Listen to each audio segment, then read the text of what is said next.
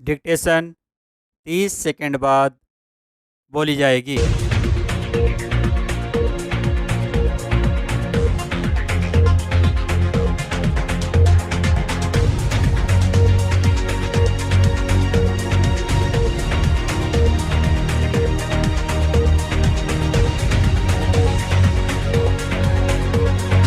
10 second.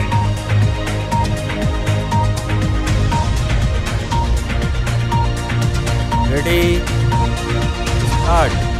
Delhi के पास नोएडा के निठारी गांव में लड़कियों व युवतियों की हत्या के आरोपी दो पुरुषों को इलाहाबाद हाई कोर्ट द्वारा बरी किया जाना इस बात का गंभीर आरोप है कि कैसे जांचकर्ता कथित गुनहगारों के खिलाफ भरोसेमंद सबूत के बगैर मामला बनाने के लिए जनता की घृणा का इस्तेमाल कर सकते हैं।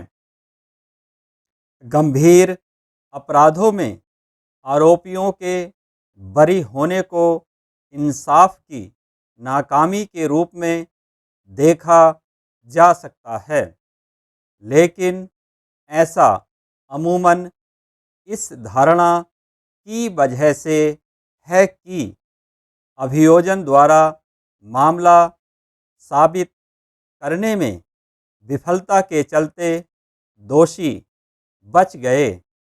हालांकि निठारी मामले में हाई कोर्ट का फैसला यह इंगित करता है कि दोनों व्यक्तियों पर मुकदमा चलाने के लिए उनके कथित कबूलनामे के अलावा कुछ नहीं था। यकीन नहीं होता कि एक हाई प्रोफाइल मामले की जांच इतने घटिया तरीके से की जा सकती है।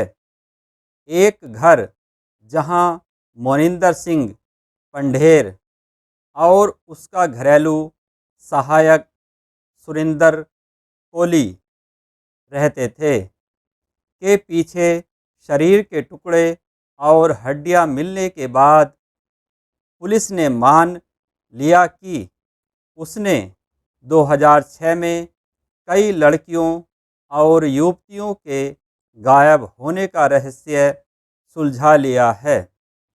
यह भी उतना ही अविश्वसनीय है कि पुलिस के बाद जांच संभालने वाली सीबीआई मजिस्ट्रेट के सामने दिए गए इकबालिया बयान और विभिन्न बयानों के आधार पर हुई कथित बरामदगियों के अलावा और कुछ नहीं लेकर मुकदमे में गई।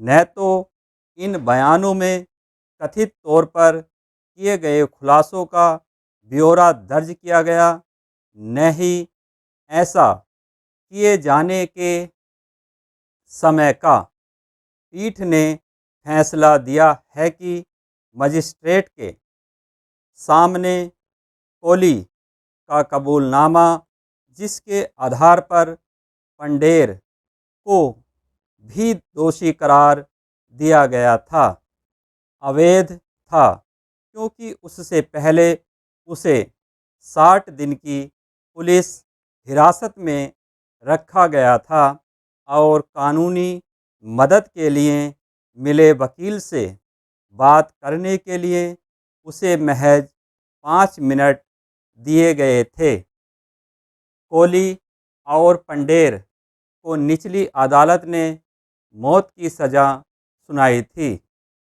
लेकिन हाई कोर्ट ने कोहली को 12 मामलों और पंढेर को 2 मामलों में बरी कर दिया है। अभियोजन द्वारा तैयार किया गया मामला अपने आप में अजीब था। अपने मालिक को कई औरतों के साथ कथित तौर पर अय्याशी करते देख कोहली अक्सर एक स्वचालन की स्थिति में चला जाता था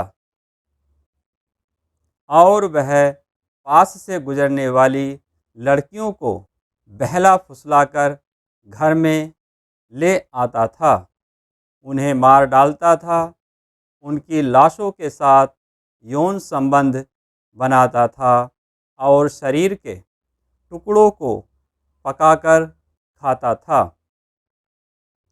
सभी अवशेषों को घर के पीछे चारदीवारी से घिरी जगह में एक ऊंची खिड़की से फेंकने का दावा भी यह नहीं समझा पाता कि क्यों और कैसे अवशेष इतनी गहराई में चले गए कि उन्हें खोदकर निकालना पड़ा था। इसके अलावा फैसला यह माकूल सवाल उठाता है कि पड़ोस में रहने वाले उस डॉक्टर से कभी पूछताछ क्यों नहीं की गई जिसे अवैध अंग व्यापार में शामिल होने के लिए अतीत में गिरफ्तार किया जा चुका था। अवशेषों की बरामदगी में ज़्यादातर खोपड़ियाँ, हड्डियाँ और मांस शामिल थे, लेकिन एक भी धड़ नहीं था जो अंग निकाले जाने की आशंका की ओर इशारा करता है। यह मामला अपने आप में एक अध्ययन है कि कैसे आपराधिक मामलों का फैसला मुख्यतः उनकी स्तब्धकारी क्षमता और टेलीविज़न पर व्यापक रूप से प्रसारित बीभत्स छवियों से उपजी सनसनी के आधार पर नहीं किया जा सकता। स्टॉप।